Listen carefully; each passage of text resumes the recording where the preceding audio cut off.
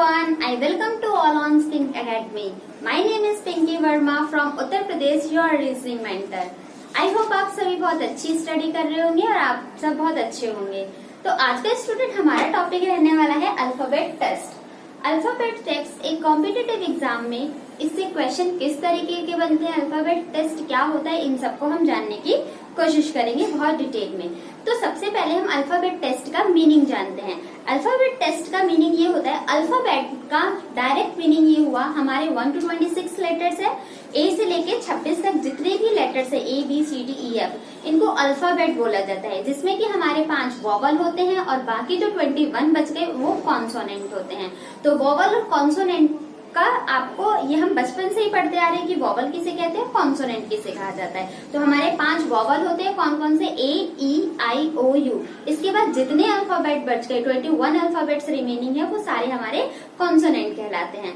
तो इनसे अगर किसी अल्फाबेट में एक प्रीसीड कर दिया, एक सक्सीड कर दिया, उसमें कुछ 2 नंबर को ऐड करके बढ़ा के लिख दिया, तो इन सब से हमें ये पता करना है कि फर्स्ट एलिमेंट या फर्स्ट लेटर थर्ड लेटर को मिला के कोई एक मीनिंगफुल लेटर क्या बन रहा है, अगर इसको हम इंटरचेंज कर रहे हैं तो कोई मीनिंगफुल वर्ड क्या बन रहा है। इस तरीके के अल्फाबेट के ऊपर क्वेश्चन बनाए देते हैं जिसे हम बोलते हैं अल्फाबेट टेस्ट।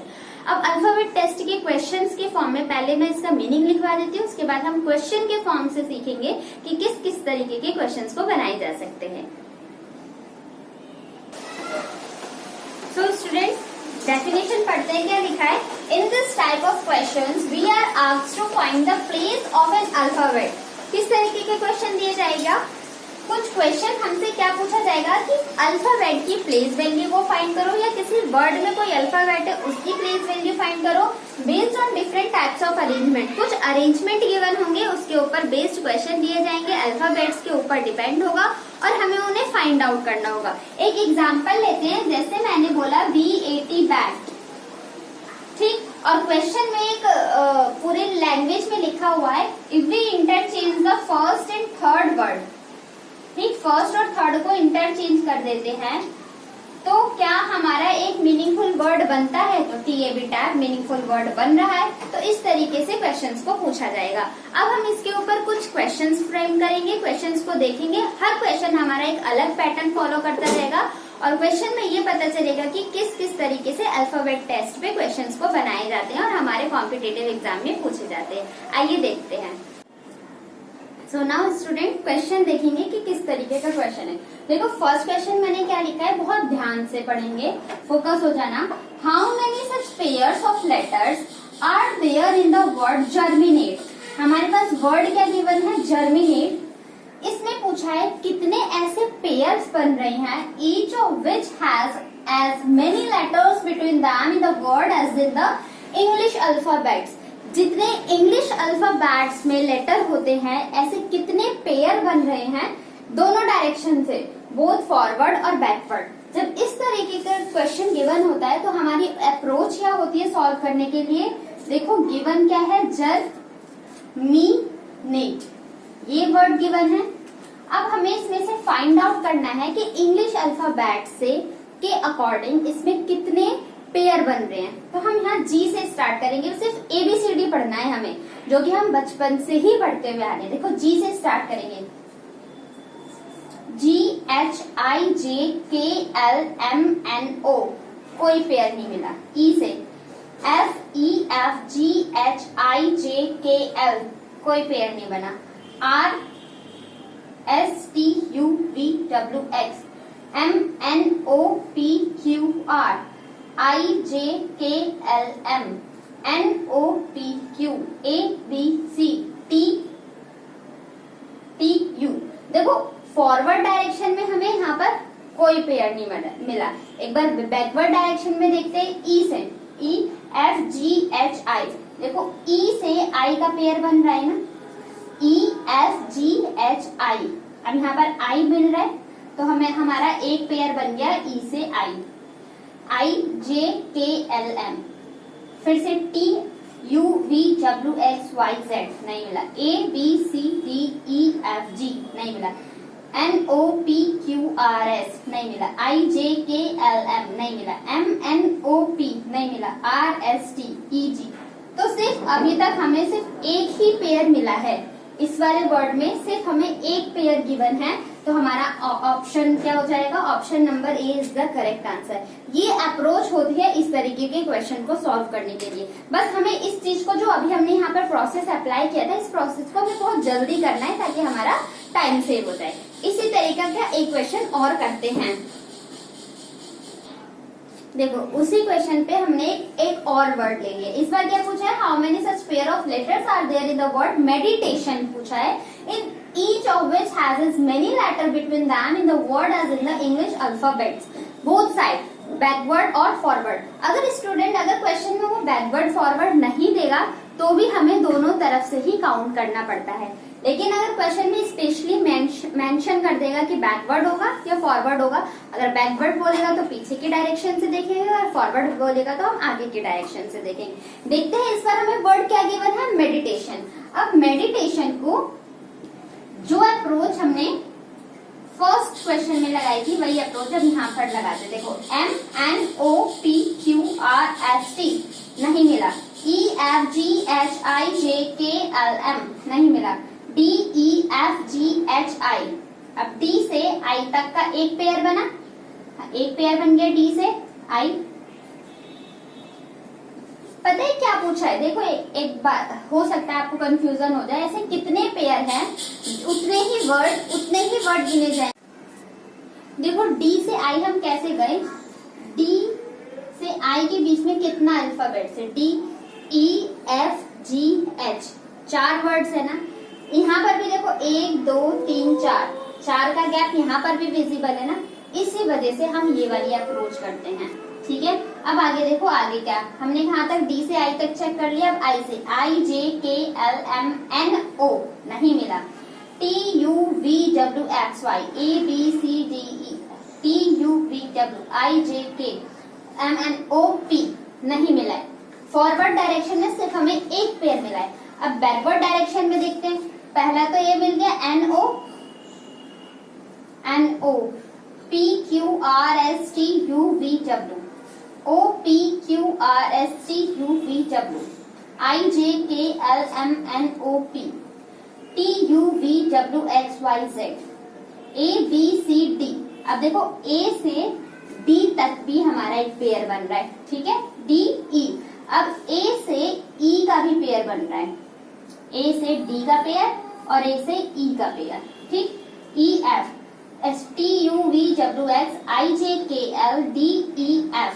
और एक हमारा क्या पेयर बन रहा है, D से E भी बन रहा है, इस तरफ से देखो D से E भी बन गया और EF। तो ओवरऑल कितने पेयर बने हमारे, 1 2 3 4 5 पेयर बने हैं। क्या ऑप्शन में कहीं गिवन है 1 2 3? अब यहाँ पर देखो स्टूडेंट, गिवन क्या है, मोर देन 3, तो हमारे पास मोर देन 3 है, तो हम कौन से ऑप्शन के साथ जाएंगे, option number D is the correct answer of this question. I hope आपको ये अप्रोच समझ में आई होगी। बढ़ते हैं नेक्स्ट क्वेश्चन की तरफ।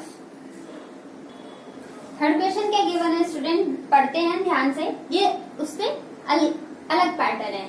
Select the letters that complete the first word and begin the second word so as to be meaningful from the given alternatives. We have given 4 option, हमें एक वर्ड गिवन है जिसमें बीच में ब्लैंक गिवन है और ये बोला गया है ऐसा कौन से ऑप्शन को हम चूज करें जिसको अगर हम एंड पे लगाते हैं तो वो एक कंप्लीट वर्ड बनाता है और अगर इससे पहले लगाते हैं तो भी हमारे कंप्लीट मीनिंग एक सेंसेबल वर्ड हमें मिल जाता है। तो आप देखो, अगर इस फॉर में IT लगा दोगे तो फॉर इट, क्या इट एंजर कुछ होता है, नहीं होता। दैट्स मीन ऑप्शन नंबर ए। इस तरीके के क्वेश्चन को हम with the help of option solve करते हैं। अब देखते हैं, एंड लगा के देखते हैं, FOREND, फॉरेन हो सकता है, FOREND। और अगर हम एंगर में ANGER, एंगर के आगे अगर हम END लिख दे तो एंडेंजर भी वर्ड होता है हमारा, फॉरेन भी होता है। तो ऑप्शन नंबर हमें बी यहीं पर मिल गया, तो ऑप्शन नंबर बी हमारा करेक्ट आंसर हो जाएगा इस क्वेश्चन का। चलो स्टूडेंट देखो क्वेश्चन नंबर 4, मैंने पहले ही बोला था हमारा एक एक क्वेश्चन अलग अलग पैटर्न पे होगा ताकि हम नंबर ऑफ क्वेश्चंस को सॉल्व भी कर पाए और उनको करने की अप्रोच भी सीख पाए। इस क्वेश्चन में हमें क्या है, डिक्शनरी की नॉलेज होनी चाहिए और डिक्शनरी आप सबको पता है एक अल्फाबेटिक ऑर्डर में अरेंज होती है। उसी तरीके से और अल्फाबेटिक ऑर्डर में किसी किसी भी चीज को अरेंज करने के लिए हमें अल्फाबेट की नॉलेज एक सीक्वेंस में पता होना चाहिए। देखो अरेंज करना है हमें as a dictionary order. Question पढ़ते हैं स्टूडेंट पहले। Arrange the given words in order in which they occur in the dictionary. हम इन वर्ड्स को, हमारे पास 5 वर्ड्स गिवन हैं और हमें इन्हें अरेंज करना है जैसे हमें ये डिक्शनरी के फॉर्म में, जैसे डिक्शनरी में गिवन होता है अल्फाबेट के अकॉर्डिंग। अगर एक अल्फाबेट नहीं होता तो उसका सेकंड लेटर देखेंगे, सेकंड लेटर को मैच करते हैं। अब देखो कैसे करेंगे, क्या वो अप्रोच होगी सॉल्व करने की। पहले तो हमारे पास 4 ऑप्शन गिवन है, हम इसको भी ऑप्शन के थ्रू हिट करेंगे। देखो सब डी से स्टार्ट है ना, तो डी से तो सभी आ जाएंगे। अब डी से सारे अल्फाबेट से उसका नेक्स्ट अल्फाबेट लेटर देखते हैं, ओ ओ ओ ओ ई। अब ओ से पहले ई आ जाएगा। हमें पता चल गया कि डी ई वाला हमारा फर्स्ट डिक्शनरी में सबसे पहले दिखाई देगा। तो ऑप्शन में देखो कहीं 5th नंबर पे कोई पहला है, तो एक ये ऑप्शन, एक ये ऑप्शन, दैट्स मीन सी और बी हमारा ऑलरेडी एलिमिनेट हो गया। अब देखो डी ई के बाद कौन सा वर्ड, डीलर फर्स्ट नंबर आएगा। अब इन चारों में हमें अरेंज करना है कि डीलर के बाद कौन सा आएगा। डीओ सब में है, एल एल एम और एन, तो एम एन तो बाद में आएगा, पहले एल आएगा। और डबल एल यहाँ पर भी है, तो पहले डॉलर आएगा या डॉल आएगा, तो पहले डॉल आएगा, उसके बाद ए आएगा। ठीक है, तो हमारा ऑप्शन नंबर 5 के बाद क्या बैठ रहा है, 2।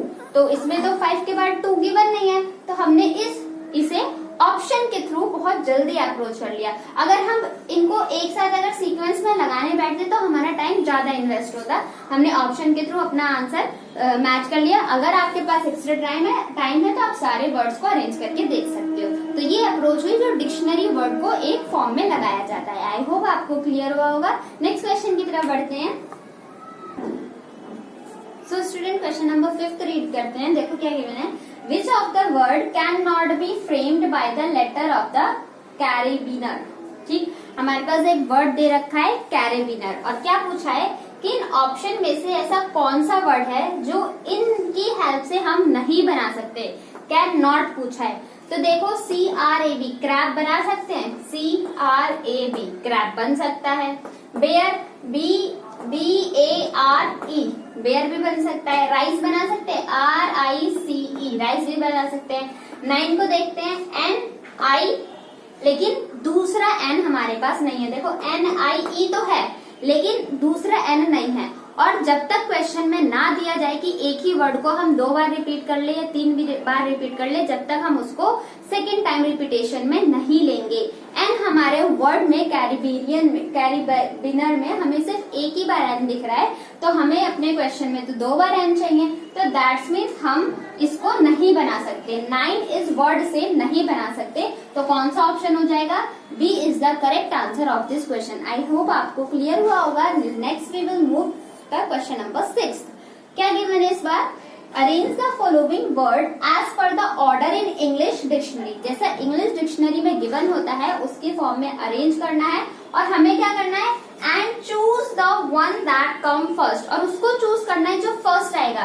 तो एक बात बताओ, क्या आप पहले उन सब को, जो 4 वर्ड हमें ये गिवन है, प्रीव्यू, प्रीटेंस, प्रीवियस और प्रीटियर, क्या आप इनको अरेंज करने जाओगे, चारों वर्ड को एक साथ अरेंज करोगे? No need to arrange. क्यों? क्योंकि क्वेश्चन में सिर्फ हमें यही पूछा गया है कि फर्स्ट पर क्या आएगा, तो जो हमारा पहला वर्ड हो जाएगा वो हमारा फर्स्ट पे आ जाएगा। हमें अरेंज, चारों वर्ड को अरेंज करने की कोई जरूरत नहीं होगी। देखो PR, PRE, PRE, PRE, PRE तीनों में है। V बाद में आता है, T V से पहले आ जाएगा, V भी बाद में आ जाएगा, और इसमें तो ये दोनों तो हमारे पहले आएंगे नहीं, ये दोनों कैंसिल हो गए। इन दोनों में देखेंगे, देखो T भी है, T भी है, ये वाला T बाद में आएगा और E पहले आ जाएगा। तो हमारा कौन सा वर्ड हो जाएगा जो फर्स्ट नंबर पे आएगा? तो हमारा प्रीटेंस जो वर्ड ऐसा है जो हम फर्स्ट नंबर पे ला सकते हैं। उसके बाद सेकंड, थर्ड, फोर्थ पे कुछ भी आए हमें उसकी कोई नीड ही नहीं है, क्योंकि क्वेश्चन में साफ साफ पूछा है पहला ऐसा वर्ड बताओ जो डिक्शनरी ऑर्डर में फर्स्ट टाइम दिखेगा। So pretence is the right answer of this question. Let's move question number 7।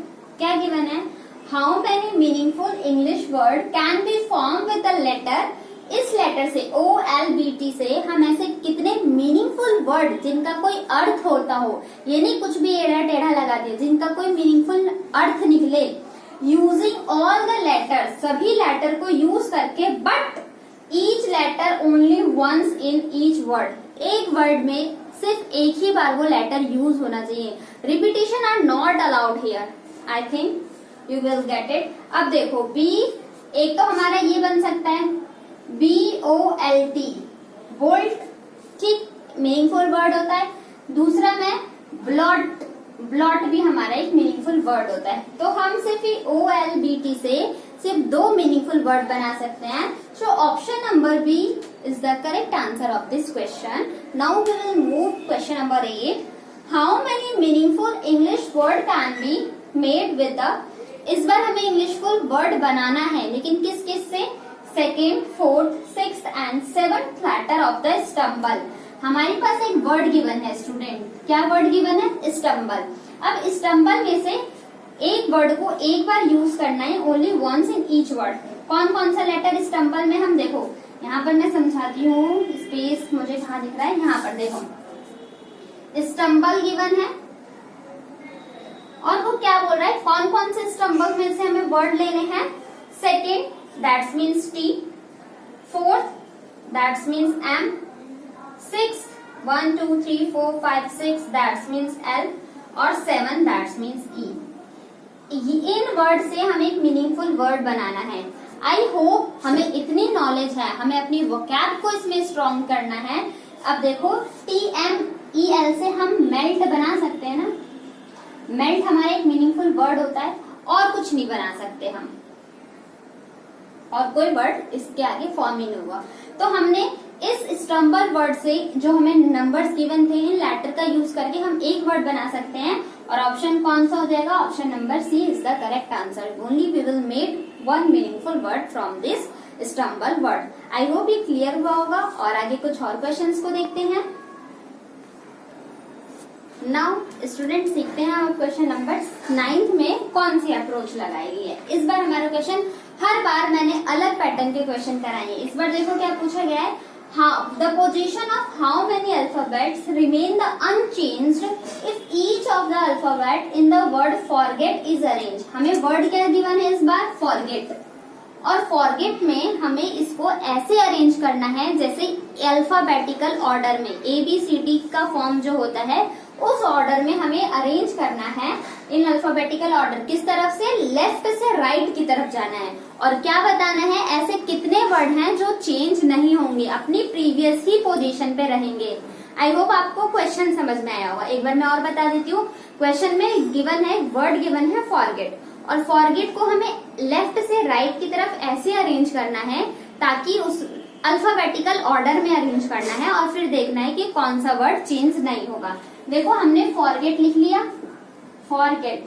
अब पहला वर्ड कौन सा आएगा, ई आ जाएगा, ई के बाद एफ, एफ के बाद जी, जी के बाद ओ, ओ के बाद आर और फिर टी। फर्स्ट लेटर चेंज हो गया, सेकेंड लेटर चेंज हो गया, थर्ड लेटर चेंज हो गया, फोर्थ चेंज हो गया, फिफ्थ चेंज हो गया, लेकिन ये सिक्स्थ लेटर टी ऐसा है जो अपनी प्लेस, जो पहले वाली प्लेस टी की थी, अभी भी टी की प्लेस वही है। तो क्वेश्चन में पूछा था कितने ऐसे वर्ड्स अल्फाबेट है जो चेंज नहीं होंगे, तो एक ही वर्ड ऐसा है जो चेंज नहीं हुआ है। तो ऑप्शन नंबर कौन सा राइट हो जाएगा, A option is correct answer of this question. I hope समझ में आया होगा आपको ये। Note down this. Question number 10 क्या बोला गया है, इतना बड़ा देखने में लग रहा हो बट ये है नहीं, बहुत इजी क्वेश्चन है, पढ़ते हैं ध्यान से। If the letter in the word flipper, इस बार हमें वर्ड क्या गिवन है स्टूडेंट, फ्लिपर वर्ड गिवन है, starting with F is change to the next letter, that mean F से स्टार्ट हो रहा है और उसको हमें किससे चेंज कर देना है, नेक्स्ट लेटर से चेंज कर देना है, एंड प्रीवियस लेटर, और उससे एक लेटर पीछे भी करना है इन द इंग्लिश अल्फाबेटिकल सीरीज, जैसे कि इंग्लिश अल्फाबेट में होते हैं। अगर मैंने बोला सी और सी का प्रीवियस लेटर पूछती हूँ तो आप बताओगे बी, और अगर मैं एक फॉरवर्ड लेटर पूछती हूँ, सी का नेक्स्ट लेटर पूछती हूँ तो आप बताओगे डी। तो ये वाला प्रीवियस और फॉरवर्ड का आपको समझ में आया होगा, प्रीवियस और नेक्स्ट लेटर का मीनिंग। आगे बढ़ते हैं। will appear more than once in the new arrangement. वो अल्टरनेटिवली यहाँ पर बोला गया है, सॉरी यहाँ से पढ़ना था मुझे, सीरीज अल्टरनेटिवली, दैट्स मीन्स आपको पहले वर्ड में अगर एफ से स्टार्ट कर रहे हैं तो पहले वर्ड में हमें starting with F change to the next letter, पहले वर्ड को नेक्स्ट लेटर से चेंज करना है, फिर दूसरा जो आएगा उसको हमें प्रीवियस लेटर, फिर नेक्स्ट, फिर प्रीवियस, फिर नेक्स्ट, फिर प्रीवियस, अल्टरनेटिवली चेंज करना है। और हमें ये बताना है क्वेश्चन में ऐसे कितने लेटर हैं जो एक से ज्यादा बार क्वेश्चन में दिखाई दे रहे हैं। अप्रोच देखो कैसे सॉल्व करना है। आई होप क्वेश्चन का मतलब समझ में आया होगा। वो क्या पूछ रहा है, दिया क्या है, फ्लिपर दिया है स्टूडेंट, और उसने बोला है हमें एफ से स्टार्ट करना है, एफ से स्टार्ट करके हमें पहले वर्ड को नेक्स्ट से बदलना है। तो एफ का नेक्स्ट लेटर क्या होता है, जी, और उसके बाद अल्टरनेटिव पे प्रीवियस नेक्स्ट, प्रीवियस नेक्स्ट। तो इस बार हमने नेक्स्ट बदला था, अब नेक्स्ट क्या बदलेंगे, प्रीवियस। तो एल का प्रीवियस क्या होगा, एल का प्रीवियस के। अब इसको नेक्स्ट से, आई का प्रीवियस जे, पी, आई का नेक्स्ट, अब पी का प्रीवियस करेंगे, पी का प्रीवियस ओ, फिर अब इस पी को इस बार हमें नेक्स्ट करना है, इस बार क्यू, इस बार हमें प्रीवियस करना है। तो ई का प्रीवियस कितना हो जाएगा, डी, और आर, आर का नेक्स्ट कितना हो जाएगा, एस। तो हमारी ये कंडीशन बनी, ठीक। न्यू अरेंजमेंट हमारा ये बना। अब पूछा ऐसे कितने लेटर्स हैं जो एक से ज्यादा बार रिपीट हो रहे हैं। हमारे पास एक भी लेटर ऐसा नहीं मिल रहा जो एक से ज्यादा बार, सारे लेटर एक एक ही बार आ रहे हैं। तो हमारा ऑप्शन क्या हो जाएगा, नन। अगर हमारे लेटर जो रिपीट कर रहे होते, मान लो अगर जी 2 बार आता तो हम लिख सकते थे कि एक ऐसा अल्फाबेट है जो 2 बार रिपीट हो रहा है। लेकिन इस अरेंजमेंट के अकॉर्डिंग हमारा एक भी लेटर रिपीट नहीं हो रहा, then we will go with the answer option number A. I hope आपको ये समझ में आया होगा। स्टूडेंट, ये थे हमारे अल्फाबेट टेस्ट के कोई कॉन्सेप्ट थे, और उसपे हमने बहुत सारे क्वेश्चन करे कि अल्फाबेट टेस्ट पे किस किस तरीके से एग्जामिनर हमसे क्वेश्चन पूछता है हमारे कॉम्पिटिटिव एग्जाम में, चाहे वो एसएससी का पैटर्न हो, बैंकिंग का पैटर्न हो, कोई भी स्टेट लेवल का एग्जाम हो, पुलिस का एग्जाम हो। तो इस तरीके से अल्फाबेट के ऊपर हमारे से क्वेश्चन पूछे जाते हैं। आई होप आपको ये सेशन क्लियर हुआ होगा। आपको एक एक चीज मैंने बहुत डेप्थ में बताई है, हर क्वेश्चन में अलग अलग पैटर्न लेके आई थी, हर क्वेश्चन को एक्सप्लेन किया है deeply. I hope you will like the session and thank you so much. Keep learning, enjoy yourself, take